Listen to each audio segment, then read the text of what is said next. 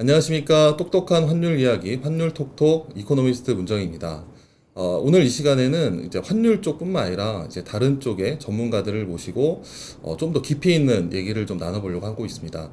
네, 안녕하세요. 지금 KB국민은행 자본시장그룹 이 수석 이코노미스트고 본부장직을 맡고 있는 장재철입니다. 오늘 이 시간에는 외환시장 그리고 글로벌 경제, 그 다음에 뭐 금리 이런 부분에 대해서 좀 더 깊이 있는 얘기를 좀 질문을 하고 답변을 듣도록 하겠습니다. 먼저 첫 번째 이제 좀 묻고 싶은 부분은 현재 외환시장은 어떻게 평가를 하시는 게 좋을까요?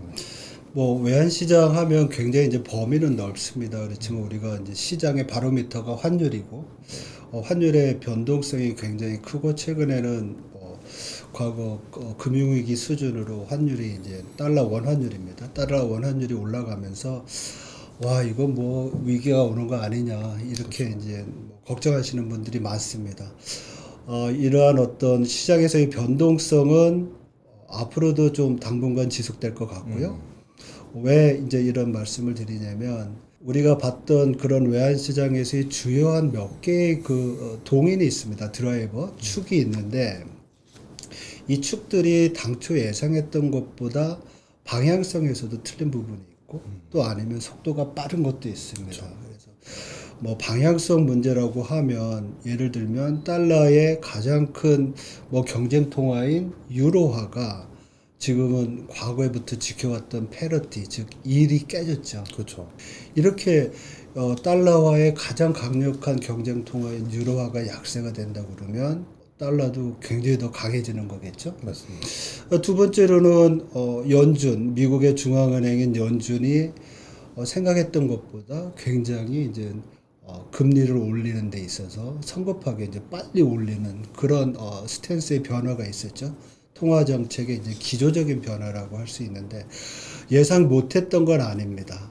이렇게 금리를 올릴 거라고 생각을 했었지만 매번의 그 통화 정책 회의라고 하는 FOMC를 하면서 금리 인상폭을 점점 높였어요. 보통 우리가 이제 금리를 올린다 그러면은 보통 0.25% 25bp를 올리는데 한 번은 빅스텝이라고 하더니 50bp를 올리고 그렇죠. 0.5%를 올리고 지난 두 번에는 75bp 0.75%를 올렸죠. 75%포인트를. 그러니까 이러한 것들이 시장에서는 상당히 이제 충격이 되는 겁니다. 도대체 뭐가 잘못됐는가? 그러면 앞으로는 또 어떤 또 발표와 어떤 금리 인상폭이 있을 것인가? 이러한 것들이 시장에서의 불확실성이 되는 거고. 그러다 보면 변동성은 커지는 거고. 말씀드렸듯이 그동안 깨지지 않을 거라고 생각했던 유로화가 그 이하로 내려가고 그 근저에 깔린 여러 가지 동인들은 무엇이냐 여기에 대한 이제 분석이 굉장히 많은 거죠.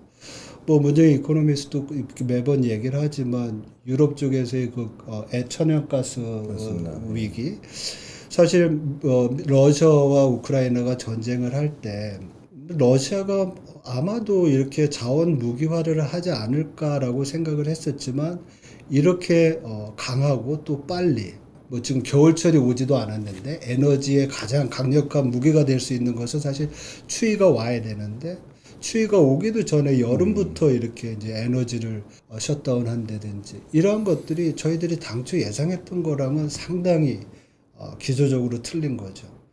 이러한 어떤 글로벌 경제뿐만 아니라 금융시장에서의 변동성이 결국 다 종합적으로 나타난 것이 이제 환율의 변동성이고 이러한 변동성에 의해서 지금 달러 원 환율이 1370원까지도 갈 수 있고 여러 가지 이제 상황들을 봐야 되는데 저희들이 이코노미스트들이 뭘 가지고 설명하시는가를 잘 이제 관찰해 주시면 환율의 수준보다도 환율 아니면 외환 시장을 이해하시는데 좀 도움이 되지 않을까 이런 생각을 하고 있습니다. 그래서 좀 약간 넋두리 같지만은 최근에 환율 시장에서 환율의 변동성에 대해서 몇 가지 이렇게 좀 설명을 드렸습니다. 네.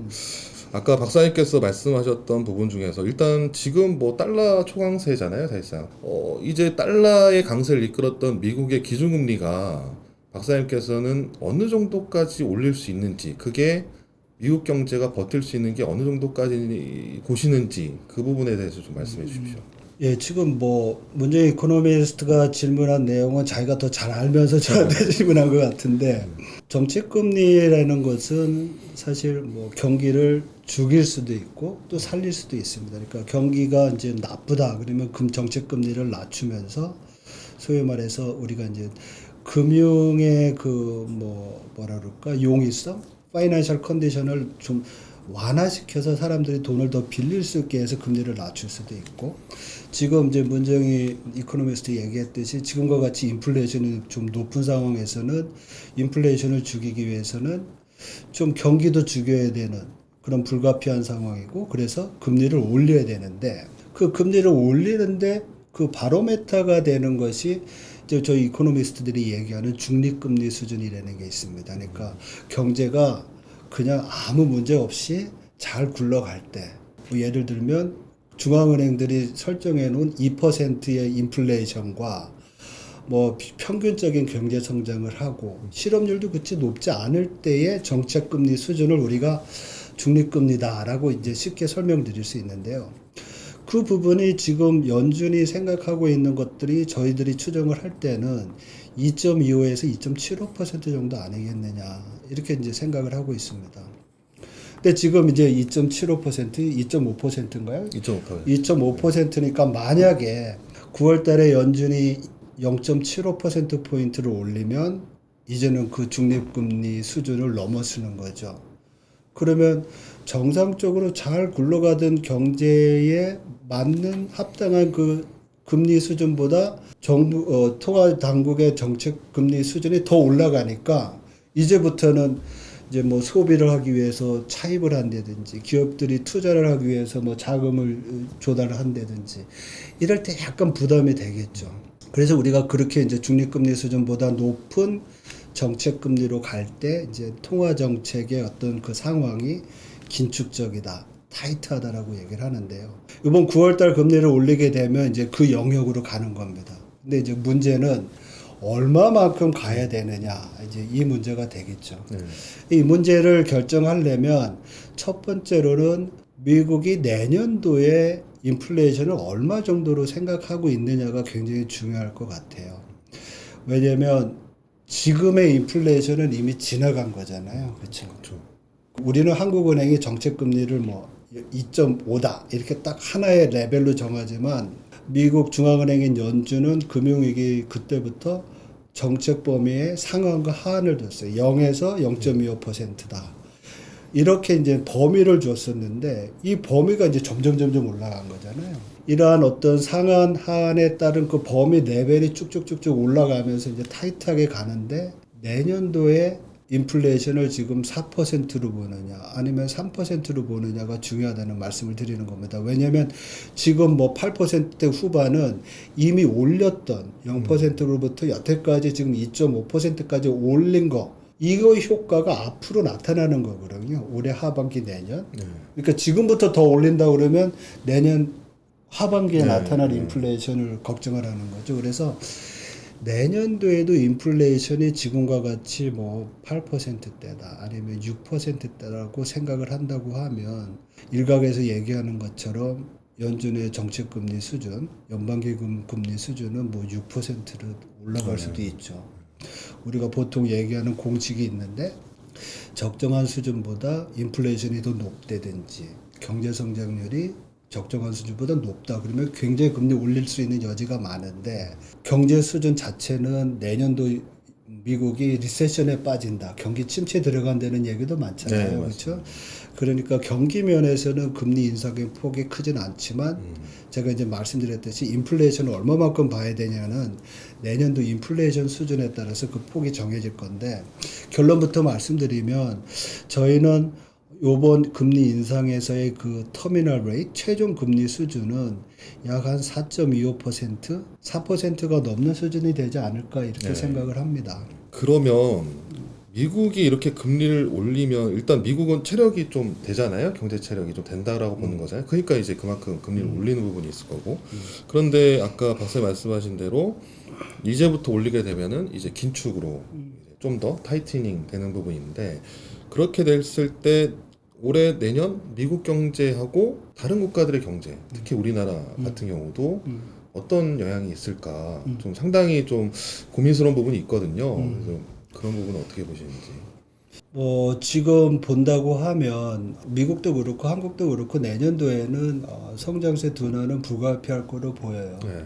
미국 경제뿐만 아니라 지금 ECB도 이제 이번 주에 네. 금리를 올리잖아요. 네. 거기도 지금 빅 스텝이냐 자이언트 스텝이냐 가지고 굉장히 고민하고 있는 상황이고 또 반대쪽에는 중국이 있습니다. 중국은 오히려 지금 금리를 낮추고 있죠. 미국이나 아니면 유럽처럼 큰 폭의 인상, 그 변동 폭은 중국이 상대적으로 작지만 방향에 있어서는 지금 인하 쪽으로 가고 있는 게 중국이고 이쪽은 이제 미국이나 유럽 쪽으로 인상 쪽으로 가고 있죠. 근데 이 금리를 인하한다고 해서 중국 경제에 대한 전망이 그렇게 밝으냐? 그렇지 않다는 거죠. 왜냐하면 금리를 인하할 정도로 경기가 부진하다라고 네. 볼 수 있는 거잖아요. 그래서 내년도 경제 성장률을 봤을 때는 성장률 자체로는 중국이 높을 수는 있지만 중국 또한 과거와 같은 성장세를 계속 유지하기 어렵다는 점. 그리고 유럽도 경기 침체 확률이 미국보다 높다는 점. 네. 그리고 미국 경제도 그동안에 굉장히 빠른 금리 인상으로 인해서 경제 여건이 좀 어려워진다는 점. 이러한 것들은 다 종합해 보면 글로벌 경기 자체가 네. 어려워진다는 얘기잖아요. 네, 그렇죠? 네. 그러면 이제 한국은 두 개의 성장 엔진이 있죠. 하나는 수출이고 하나는 소비인데 네. 이 수출이라는 성장 엔진이 잘 가동하려면 글로벌 경제 상황이 좋아야 되잖아요. 그렇죠. 근데 올해보다 더 슈링크한다, 네. 축소된다는 얘기면 그만큼 우리 수출 여력이 떨어지니까 수출의 성장 기여도 수출의 성장의 역할하는 게 좀 약화될 수 있죠. 네. 근데 또 소비를 보면 소비를 하려면은 이제 취업자도 늘어나야 네. 되고 자산도 좀 늘어나야 되고 여러 가지 이제 효과, 소위 말해서 인컴과 그 부의 효과가 소득과 부의 효과가 있어야 되는데 올해 취업자 수는 굉장히 많이 늘어났어요. 네. 그 경제 리오프닝, 네. 재개 때문에 그렇죠. 네. 많이 늘어났는데 내년에도 그만큼 늘어날 수 있을까? 그렇지 못할 거라는 생각이 들고요. 또 우리도 정책금리 한국은행이 기준금리를 0.5%에서 지금 2.5%까지 올렸는데 저희는 한국은행이 3.25%까지 올릴 거로 생각을 하는데 그러면 아까도 말씀드렸듯이 금리가 올라가게 되면 소비도 위축되고 또 투자도 위축되고 더 중요한 거는 그동안 뭐 어떻게 보면 가계의 어떤 소비를 지탱해 줄 수 있었던 재산이 이제 줄 수가 있겠죠. 지금 그렇죠. 주택 가격이 굉장히 네, 부진하잖아요. 맞습니다. 그리고 금리가 올라가면 전통적으로 이제 주식 시장이 그렇게 또 크게 이제 힘을 받기 어려운 상황이고. 그러면 우리 GDP에서 한 50%를 차지하고 있는 소비 또한 제약을 받겠죠. 네. 그래서 이런 부분 다 종합하면 한국 경제도 글로벌 경기의 위축과 또 국내에 있어서의 여러 가지 이제 경제 여건들을 보면 성장률 둔화가 불가피하지 않나 네. 이렇게 보고요. 네. 저희들이 이제 미국 경제를 이제 볼 수밖에 없습니다. 왜냐하면 우리 경제 규모는 세계 뭐 11위다, 12위다 굉장히 크죠. 그렇지만 앞에서도 말씀드렸듯이 한국 경제의 성장 엔진은 두 개다. 왜냐하면 소비와 수출이 아주 밸런스를 균형 있게 잘 가동되는 경제입니다. 근데 이 50%의 경제를 해외 의존하니까 우리 그냥 그렇죠. 오픈 이코노미다 이렇게 얘기하고 앞에 스몰을 붙이는 이유는 글로벌 경기가 움직일 때마다 우리도 따라서 움직여야 되니까 네. 의존성이나 아니면 영향을 많이 받는다. 그래서 이제 우리가 크면은 영향 덜 받잖아요. 네. 그렇죠? 그러니까 작으니까 영향 받는다. 그래서 이제 스몰 오픈 이코노미라고 하는데 뭐 그런 것 때문에 좀 경제 안 좋을 것 같아요. 네. 네. 그렇다면 사실상 환율만 보면은 2009년 이제 글로벌 금융위기 이후로 최고치고 이미 2001년 닷컴 버블 붕괴 시점에 환율을 넘어섰거든요. 그러면 이제 만약에 더 올라간다고 본다면 이제 위기라고 이제 보는 시각도 좀 있는 것 같아요. 약간의 이제 공포 심리, 경계 심리도 있는 것 같고. 사실 이제 이게 현재가 이게 위기인지 아니면 위기의 전조인지 아니면은 위기라고 보기 어려운지 박사님 보시기에 지금 현재의 경제 앞으로 경제 봤을 그리고 환율 외환 시장을 봤을 때 그리고 금융 시장 봤을 때 이거는 또 새로운 환율이잖아요. 그걸 봤을 때 이게 위기에 대한 평가는 어떻게 보셔야 될까요? 되게 어려운 질문 같아요. 네. 왜냐면 과거에 우리 두 번의 위기가 있었는데 글로벌한 위기, 한 번 아시안 파이낸셜 크라이시스가 있었고 두 번째가 이제 서브프라임 때문에 생긴 글로벌 파이낸셜 크라이시스 두 번이 있었는데 한 번은 외부로부터 이제 아시아 국가로부터 컨테이전이죠. 그렇죠. 전염이 됐고 그리고 그때 소위 말해서 우리가 이제 충분히 곳간을 채워놓지 않았었죠. 맞습니다. 외환보유액이 없었으니까 전염병에 걸려가지고 우리가 위기가 들어갔던 상황이고 글로벌 금융위기 때는 사실은 아시아 금융위기 때만큼은 심하지는 않았어요. 네. 그렇지만 그때는 일단 아시안 금융위기에 걸렸던 우리가 원재 그러니까 저 나라는 위험한 나라야. 네. 그런데다가 타이틀이 소위 말해서 시장의 변동성을 증폭시킨 부분이 있고 그러다 보니까 우리 원화가 이제 굉장히 약세가 됐죠. 그렇죠. 그랬던 특징이었는데 그러면 이번에는 그러면 어떤 상황이냐? 첫 번째 이제 우리 곳간 잘 채웠냐? 잘 채운 것 같아요. 네. 외환보유액이 지금 4천억 달러 이상이고 외환보유액 대비 단기 단기 외채 외채 비율, 우리 그렇죠. 단기 외채가 되게 중요한데 왜냐면 1년 이내에 맞습니다. 갚아야 될 그거를 외환보유액이 작으면 못 갚으니까 문제잖아요. 단기 외채가 외환보유액의 40%가 되게 중요한 어떤 트리거 레벨인데 그 밑에 있으니까 상대적으로 괜찮아요. 그래서 외환보유액도 이제 잘 해놓은 것 같고 그리고 경상수지 흑자 규모가 좀 줄고 있지만 아직까지 흑자 기준 유지하고 있고 더 중요한 거는 우리나라가 이제 대외 채권국이 됐다는 네, 거죠. 네, 그렇죠. 과거에는 우리가 이제 빌려온 게 더 많았었는데 이제 빌려준 것도 많고 외국에 내보낸 게 많으니까 과거랑은 좀 약간 상황은 틀리다.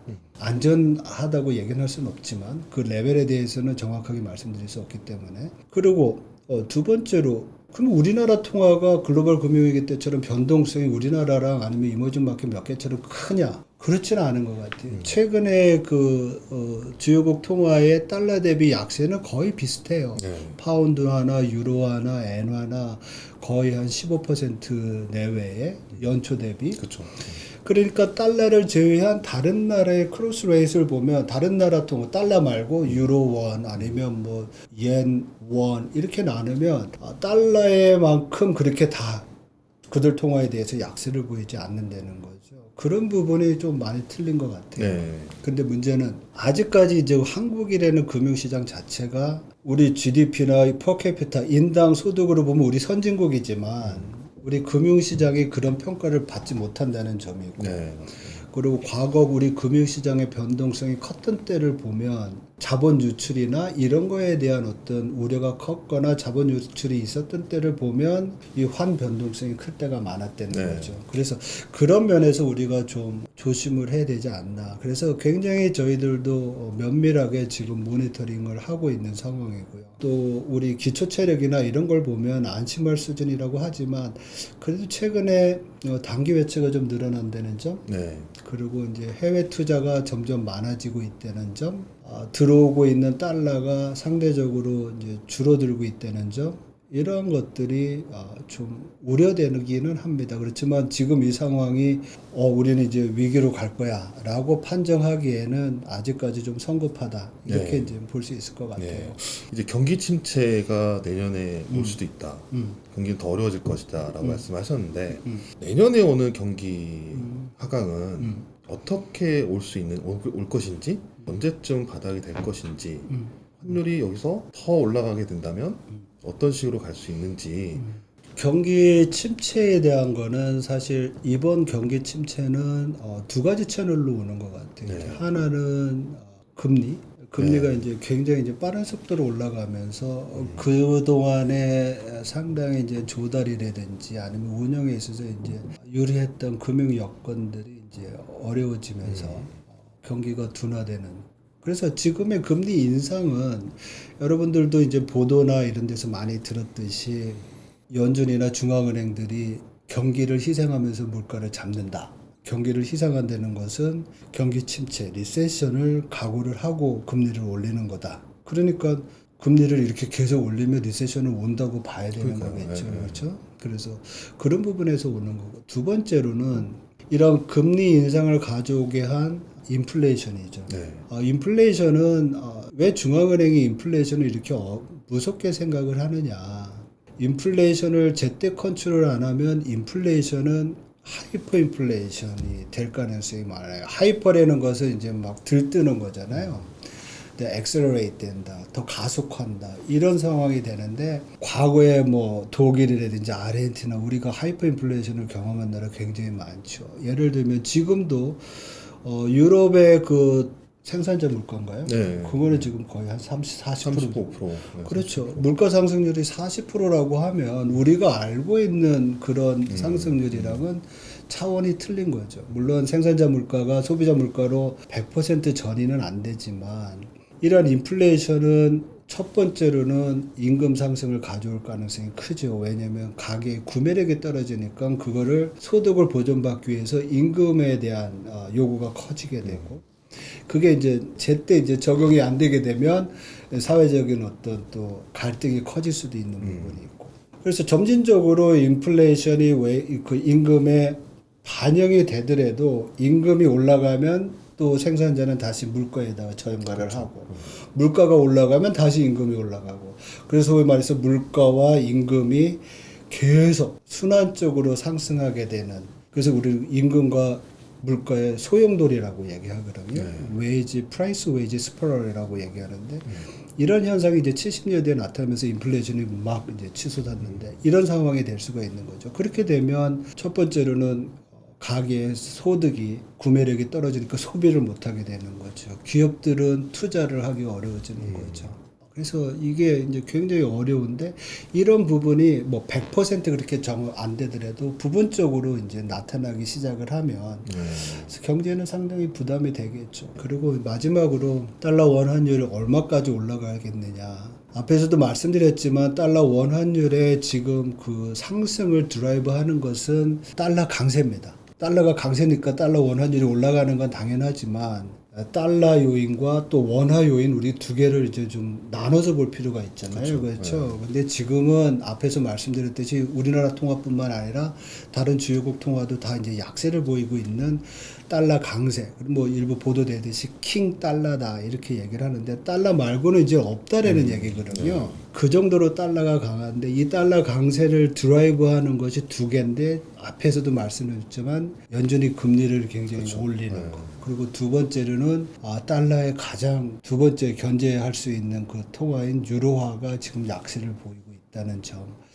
이런 것들을 보면 금리는 더 올라간다고 말씀드렸고 유럽은 지금 에너지 위기 때문에 좀 더 부진이 심화될 가능성이 있다. 그러면은 유로화도 또 약세가 되겠죠. 그런 면에서 지금보다 달러 원 환율의 레벨을 좀 높여 올라간다 그러면 더 올라가지 않겠느냐.